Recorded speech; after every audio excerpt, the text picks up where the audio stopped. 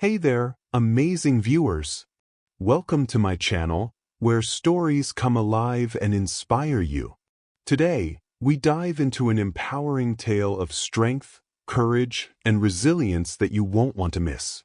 So grab a seat and let's get started. If you love powerful stories like this one, don't forget to hit that subscribe button and turn on the bell notification. That way, you'll never miss out on our latest stories that inspire and entertain. Let's grow this journey together. The late afternoon sun painted streaks of gold across the park as Andrea settled into her usual bench under the sprawling oak tree. This was her sanctuary after long days of intense training at the dojo, a rare moment of solitude. With her gym bag tucked neatly beside her, containing her black belt and sparring gear, she opened her favorite mystery novel and let the words pull her into another world. Andrea had always found peace here. The gentle rustling of leaves, the occasional bark of a dog in the distance, and the rhythmic chirping of crickets as evening approached were a soothing contrast to her disciplined, high-energy days. Her casual attire of a fitted tracksuit and sneakers gave no hint of the formidable martial artist she was. To anyone passing by, she was just a woman enjoying a book. As the light dimmed and the air cooled, Andrea decided she had time for one more chapter before heading home. But her calm was interrupted by the sound of footsteps approaching. She glanced up briefly. A man, mid-30s, wearing a leather jacket, ambled toward her bench. His movements seemed casual, but there was something in the way his eyes lingered on her that made her instincts flare. Without a word, he sat down beside her. Andrea stiffened slightly but kept her eyes on her book. She didn't engage strangers, especially ones who invaded her space so boldly. "Waiting for me?" he asked, his voice low, with an air of arrogance. Andrea blinked, unsure if he was addressing her. She glanced around the park. It was nearly empty. There was no one else nearby. Slowly, she raised her eyes to meet his. He smirked. "What? Too good to talk?" Andrea remained silent, her fingers tightening slightly around her book. She had no intention of entertaining him. "Are you ignoring me?" he said, leaning closer. "No one ignores me." Andrea's muscles tensed as he reached out and grabbed her wrist. The book slipped from her hands, hitting the ground with a soft thud. "Come on," he said, tugging her arm. "Let's go for a walk." That was the last straw. Andrea's body moved before her mind could catch up. With a sharp twist of her wrist, she broke his grip, stepping back into a defensive stance.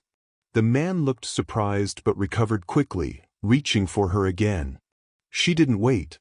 Her front kick landed squarely on his shin, causing him to stumble back with a yelp. His eyes widened as he realized he had picked the wrong target. "What the hell?" he spat, clutching his leg. Andrea didn't respond. She dropped into a low fighting stance, her movements fluid and precise.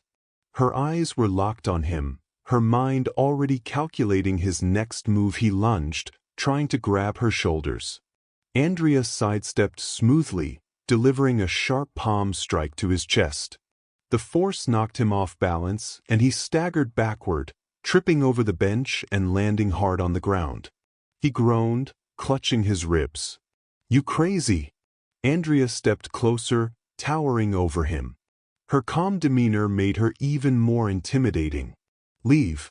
Now the man scrambled to his feet, his bravado completely gone. All right.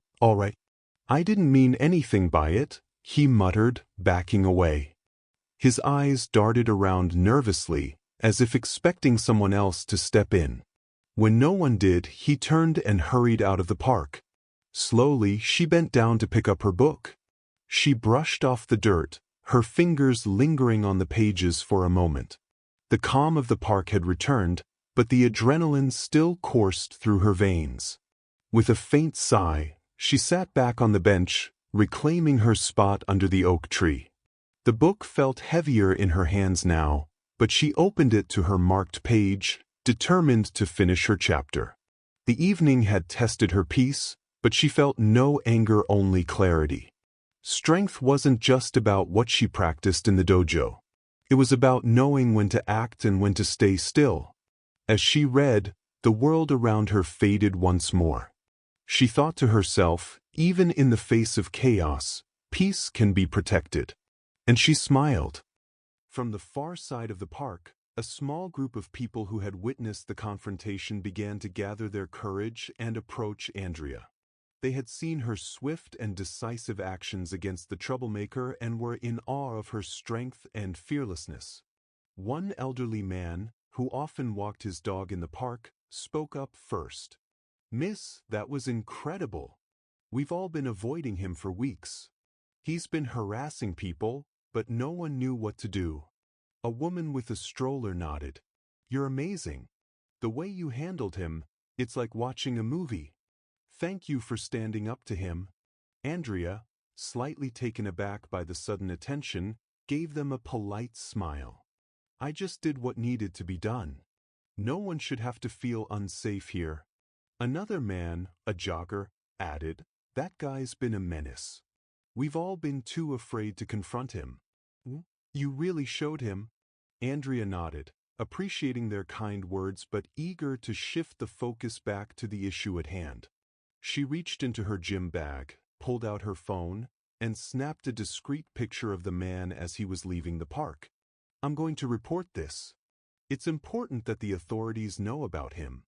With the support of the bystanders, Andrea went to the nearest police station that evening. She provided a detailed description of the incident, along with the photo she had taken. The officers listened attentively and thanked her for coming forward. It turned out the man had a history of similar behavior, and her report was the evidence they needed to take action. Within days, the man was arrested and charged. News of his arrest spread quickly among the park's regular visitors. Relief washed over the community as they realized they could enjoy the park again without fear. Andrea returned to her usual bench a week later, her mystery novel in hand. The atmosphere felt lighter, the laughter of children and chatter of families filling the air once more. Several parkgoers stopped to thank her, but Andrea waved them off with a modest smile. "The real victory," she said to herself, "is seeing everyone here so happy and at peace." And with that, she turned the page of her book, Her Sanctuary Restored. Thank you so much for tuning into this story. I hope it inspired you as much as it inspired me. What did you think of today's tale? I'd love to hear your thoughts.